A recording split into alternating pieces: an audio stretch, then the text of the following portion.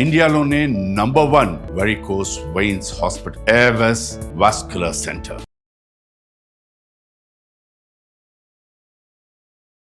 అందరికీ నమస్కారం. నా పేరు మాధురి. మీరు చూస్తుంది సుమన్ టీవీ నెట్వర్క్. చిన్నప్పటి నుంచి మన పెద్దవాళ్ళు చెప్తుంది గురుర్ బ్రహ్మ, గురుర్ విష్ణు, గురుదేవో మహేశ్వరః, ఇలాంటివన్నీ మనం నేర్చుకున్నాం.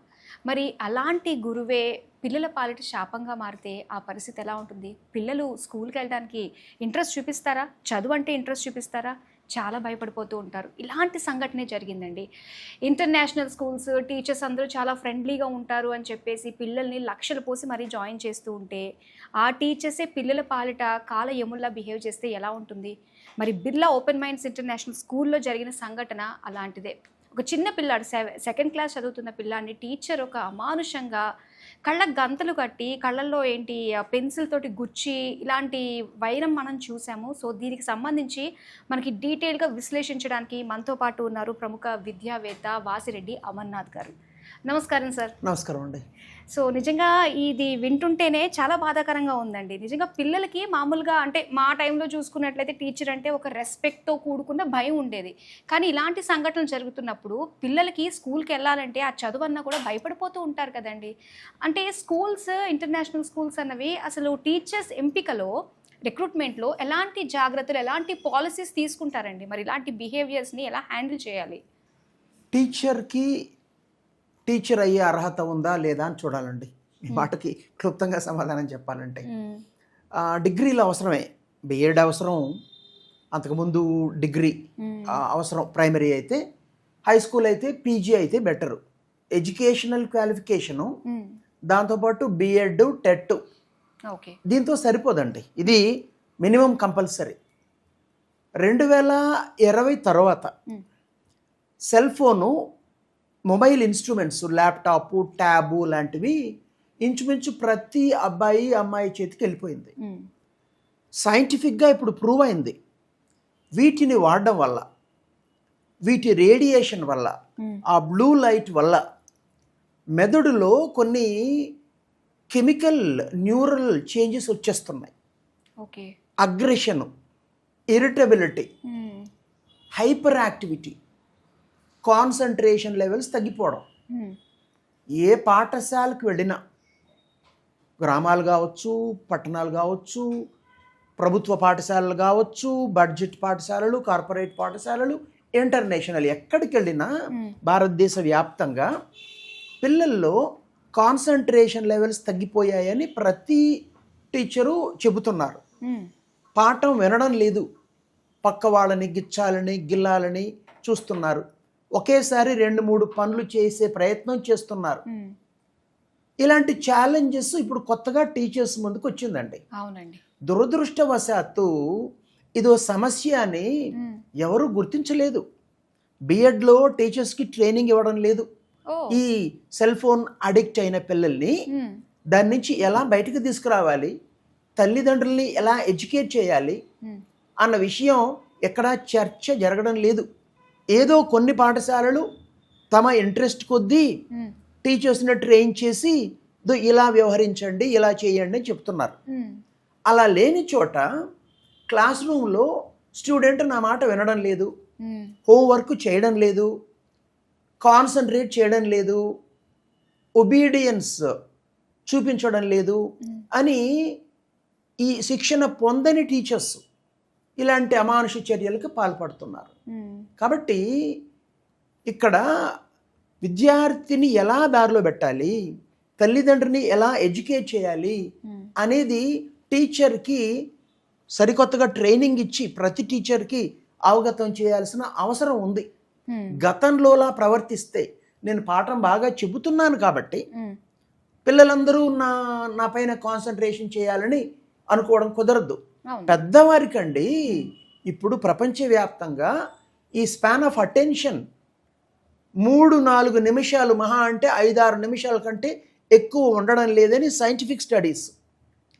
కాన్సన్ట్రేట్ చేయలేరు. న్యూస్ పేపర్ చదివే వాళ్ళు తగ్గిపోయారు, ఎవరో 50 దాటిన వాళ్ళే. అంతేసి పొడుగు ఎవరు చదువుతారు? వీడియోలు కూడా 7, 8, 12 నిమిషాలే. మీరు 2 గంటలు వీడియో పెట్టండి, అమ్మాయి ఇది ఎవరు చూస్తారని టాపిక్ ఎంత ఇంట్రెస్టింగ్ అయినా బిగినింగ్లోనే రిజెక్ట్ చేసే వాళ్ళు తయారయ్యారు. నిజమే. షార్ట్స్కి రీల్స్కి డిమాండ్ పెరిగిపోతుంది. ఒక 90 సెకండ్లలో 120 సెకండ్లలో మొత్తం చెప్పేయాలనేసి. ఇది దీనికి ఏదో అలా జరిగిపోయింది కాదు. ఇది there is a scientific reason behind this. దీన్ని అర్థం చేసుకోవాలి. ఇక మీరు చెప్పిన పాఠశాలలో ఎగ్జాక్ట్గా ఏం జరిగిందో నాకు తెలియదు కానివ్వండి, చాలా మటుకు తల్లిదండ్రుల్లో ఒక క్రేజ్ ఉందండి. బిల్డింగ్ పెద్దదిగా ఉంటే, అద్దాల మేడలా కనిపిస్తుంటే, పేర్లు చాలా గొప్పగా ఇంటర్నేషనల్ అని ఏదో ఇలాంటి పేర్లు ఉంటే వేలం వెర్రిగా వెళ్ళి అడ్మిషన్లు తీసుకుంటున్నారు. నేనేం చెప్తానంటే పేరెంట్స్కి, మీ పిల్లల చేతి నుంచి మొబైల్ ఫోన్ తీసేసేయండి. పాఠశాల ఎంపికలో పాఠశాలను నడుపుతున్న వాళ్ళు ఎవరు, అక్కడ ఉన్న టీచర్లు, వాళ్ళ క్వాలిఫికేషన్ ఏంటి, కనీసం బిఎడ్ ఉండాలి కదా. ఏదో ఇంగ్లీష్ గడగడ మాట్లాడేస్తున్నారు, డబ్బాలో గులకరాళ్ళేసి ఇలా అంటే, ఐ మీన్ యునో ఈ స్లాంగ్ ఇంగ్లీషు కమ్యూనికేషన్ స్కిల్ కాదు. పిల్లలకి అర్థమయ్యేలా వాళ్ళ స్థాయికి వెళ్ళి చెప్పగలగడం అనేది ఒక ఆర్టు, ఒక సైన్సు. అలాంటి టీచర్స్ ఉన్నారా? అలాంటి టీచర్స్ని యాజమాన్యం అక్కడ అపాయింట్ చేస్తోందా? వాళ్ళకి ట్రైనింగ్ ఇస్తోందా? పిల్లల మనసెరిగి పాఠం చెప్తున్నారా? 2020 ముందు, కరోనా ముందు కాలం వేరు, కరోనా అనంతర యుగంలో ఇవన్నీ చాలా ముఖ్యమండి. ఇలాంటి జాగ్రత్తలు కనుక తల్లిదండ్రులు తీసుకోకపోతే పిల్లలు నష్టపోతారు. పాఠశాల అంటే భయం, చదువు అంటే భయం వస్తుంది. ఇక వాళ్ళని ఎంటర్టైన్ చేయడానికి బయట రీల్స్ ఇవన్నీ చాలా ఉన్నాయి. ఇక పూర్తిగా పక్కదారి పట్టే ప్రమాదం ఉంది. నిజంగా ఇప్పుడు ఈ స్టడీస్, స్కూల్స్, టీచింగ్ ఇదంతా కూడా చాలా భయం వేస్తుందండి. తర్వాత పిల్లలు ఎలా తయారవుతారో ఏంటి అని. స్కూల్కి ఏంటి మ్యాక్సిమం టైం స్కూల్లోనే ఉంటారు. వాళ్ళు ఎంత చెప్తారో 40 మందిని ఎలా హ్యాండిల్ చేస్తారండి. ఇంటికి వచ్చి పిల్లాడు స్కూల్కి వెళ్తున్నాడు, చదువుకుంటున్నాడు, పేరెంట్స్ లేనప్పుడు వాడికి నచ్చింది వాడు చూసుకుంటూ ఉన్నాడు. సో నిజంగా అటు ఇంట్లో కూడా మీరు చెప్పినట్టుగానే ఆ జాగ్రత్తలు ఆ పేరెంట్స్ కూడా తెలిసి తను తగ్గట్టుగానే జాగ్రత్తలు తీసుకోవాలి. పిల్లలు దేవుడు చల్లని వారే, కళ్ళ కపట మెరుగని కరుణామయులే అంటారు. నేను పిల్లల్ని బ్లేమ్ చేయట్లేదండి. సమస్యని అర్థం చేసుకోవాలి పెద్దవారుగా తల్లిదండ్రులు, టీచర్లు. అనేక చోట్ల గత 2 ఏళ్లుగా పాఠశాలలోనే టీచర్ని, ప్రిన్సిపల్ని చంపేసిన ఘటనలు. విద్యార్థులు, 7వ క్లాస్ విద్యార్థులు, 9వ క్లాస్ విద్యార్థులు, 2వ క్లాస్ విద్యార్థులు, తోటి పిల్లలపై అఘాయిత్యాలు, టీచర్ని కొట్టి చంపేసిన ఘటనలు, ప్రిన్సిపల్ని కాల్చి చంపేసిన ఘటనలు జరిగాయి. పిల్లలు తప్పు కాదండి, సమాజంలో చుట్టూరా జరుగుతున్నది. కాబట్టి నేను చెప్పాను, సమస్య మూలంలోకి వెళ్ళి ఎందుకు ఇలా జరుగుతుంది. విద్యా సంస్థలు కొత్త ఏం కాదు కదండి. ఒకప్పుడు సరే ఒక 100 ఏళ్ల క్రితం ఉండకపోవచ్చు, కానీ ఇలాంటి విద్యా సంస్థలు గత 50 ఏళ్ళగా అయితే ఉంటున్నాయి. ఒక తరం 2 తరాలు మారినాయి.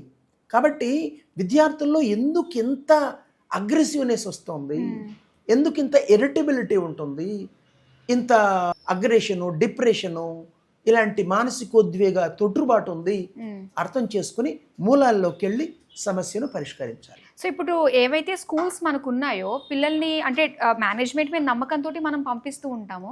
అయితే మరి ఆ మేనేజ్మెంట్ టీచర్స్ రిక్రూట్మెంట్ విషయంలో తగిన జాగ్రత్తలు తీసుకోవట్లేదు, అందువల్లే ఇలాంటివి మనం ఎదుర్కోవాల్సి వస్తుందని చెప్పేసి మీరు అంటారు. అవునండి. ఓకే, దానికి తగ్గట్టుగా ఇప్పుడు మేల్కొంటే బెస్ట్. కొన్ని మనకి తెలిసి బయటకు వస్తున్నాయి, కొన్ని తెలియక ఎన్ని ఉన్నాయో కదండి. మరి ఇలాంటి టైంలో అసలు పేరెంట్స్ కానీ ఇలాంటి స్కూల్స్ ఎంపికలో ఎలాంటి జాగ్రత్తలు తీసుకుంటే మంచిది అంటారు? ఇదివరకే పాఠశాలలో చదువుతున్న పిల్లలు ఉంటారు, వాళ్ళ తల్లిదండ్రులు ఉంటారు. పాఠశాల 3, 3:30, 4, 4:30 వదులుతారు కదండి. పిల్లల్ని తీసుకెళ్ళడానికి తల్లిదండ్రులు కొంతమంది వస్తారు. కొంతమంది పిల్లలు స్కూల్ వ్యాన్లో వెళ్ళినా కొంతమంది తల్లిదండ్రులు వస్తారు. అక్కడికి కాసేపు వెళ్ళి మనం మన అబ్బాయినో అమ్మాయినో అడ్మిట్ చేయడానికి ఒక 10 పాఠశాలని షార్ట్ లిస్ట్ చేసుకున్నాం. రోజుకి 2 పాఠశాలల చొప్పున ఒక వారం రోజులు గనక స్పెండ్ చేస్తే అక్కడ ఉన్న వాళ్ళు ఏమండి ఇక్కడ ఎలా ఉంది, మీ పిల్లాడు, మీ అబ్బాయి, అమ్మాయి ఇష్టపడి స్కూల్కి వెళ్తున్నారా, చైల్డ్ సెంట్రిక్ ఎడ్యుకేషన్, విద్యార్థి కోసం విద్య అందిస్తున్నారా అని అడిగితే చెబుతారు. టీచర్స్కి పాఠం చెప్పే ఓపిక, సబ్జెక్ట్ నాలెడ్జ్ వస్తే సరిపోదండి. నేను ఇందాక చెప్పినట్టుగా హైఫై ఇంగ్లీష్ మాట్లాడితే సరిపోదండి. పిల్లల స్థాయికి వెళ్ళి పిల్లల మనసు ఎరిగి పాఠాలు చెబుతున్నారా అని అడిగితే 10 మందిని అడిగితే మనకి సీన్ వచ్చేస్తుందండి. ఇంకా వెబ్సైట్ చూడొచ్చు, దీని యాజమాన్యం ఎవరు, వీళ్ళకి పాఠశాల నడపడంలో ఎంత అనుభవం ఉంది, ఇవాళ రకరకాల రంగాల నుంచి ఫార్మా అని, ఈ రంగం అని, ఆ రంగం అని, రియల్ ఎస్టేట్ నుంచి వస్తున్నారు. సరే ఎవరైనా రావచ్చు, కానీ దేనికోసం పాఠశాల పెడుతున్నారు? 100 రూపాయలు పెట్టి 500 రూపాయలు తీసుకెళ్లాలన్న ఆలోచనతో వస్తున్నారు. హైదరాబాద్లో కొన్ని పాఠశాలలు ఈ 2-3 ఏళ్లగా అమ్మేశారు. 1200 కోట్లు, 800 కోట్లు, తక్కువ అంటే 400 కోట్లు. 400 నుంచి 1200 కోట్లకి సుమారుగా 8-9 ఇంటర్నేషనల్ పాఠశాలలు అమ్ముడుపోయినాయి ఈ 2 ఏళ్లలో. అంటే పాఠశాలను ఏ దృక్పథంతో నడుపుతున్నారో అర్థం చేసుకోవచ్చు. భారత ప్రభుత్వ నియమాల ప్రకారం పాఠశాలను నో లాస్ నో ప్రాఫిట్ బేసిస్లో నడపాలి, ప్రాఫిటే తీసుకోకూడదు. అలాంటప్పుడు ఇన్ని కోట్లు పెట్టి విదేశీ ఈక్విటీ కంపెనీలు ఎలాగుంటున్నాయి అంటే నియమాల్ని ఏదో సర్కంవెంట్ చేస్తున్నారు, తొంగలో తొక్కుతున్నారు, లాభాలని గడిస్తున్నారని చెప్పి. కాబట్టి మనం కట్టే డబ్బులు కేవలం పేరు చూసి మనం 1,50,000 2 లక్షలు కడితే అది చివరికి ఏ విదేశీ ఈక్విటీ కంపెనీ చేతికో, రియల్ ఎస్టేట్ నుంచో, ఫార్మా రంగం నుంచో వచ్చి ఇది ఒక క్యాపిటల్గా, దీని ఒక డబ్బుల కోసం పెట్టిన స్కూల్గా ఉన్న వాళ్ళ చేతికి వెళ్ళిపోతుందా? కాస్త పాఠాలు చెప్పాలంటే మక్కువ ఉన్నవాళ్ళు, విద్యార్థులంటే మక్కువ ఉన్నవాళ్ళు, విద్యావేత్తలు పెట్టిన పాఠశాల అని కాస్త చూడాలండి. చూసి మీ ప్రాంతాల్లో అన్ని రకాల పాఠశాలలు ఉన్నాయి కాబట్టి మంచి నిర్ణయం తీసుకోవాలి. అది చాలా చక్కటి విషయాలు. అండ్ మొత్తం పేరెంట్స్ పరంగా, టీచర్స్ పరంగా, మేనేజ్మెంట్ పరంగా ఏ విధంగానే అన్ని యాంగిల్స్లోని కూడా మాకు కవర్ చేసి వివరంగా తెలియజేసినందుకు థ్యాంక్ యూ సో మచ్. నమస్కారం.